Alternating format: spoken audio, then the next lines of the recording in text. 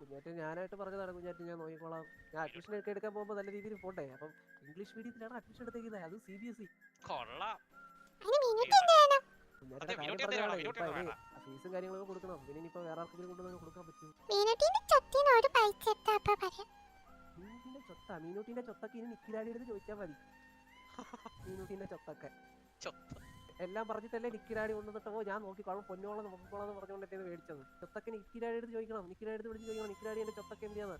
അപ്പൊ ഞാൻ അറിയുന്നുണ്ടല്ലേ അവരുടെ ലീലാവിലാസങ്ങളോടെ. ഒരു ദിവസം നീ അവിടെ കിടന്ന് പട്ടിയെ പോലെ കിടന്ന് ഓടിയിട്ട് പിന്നെ മൈൻഡ് പോലും ചെയ്യാതാവാൻ പറ്റില്ല.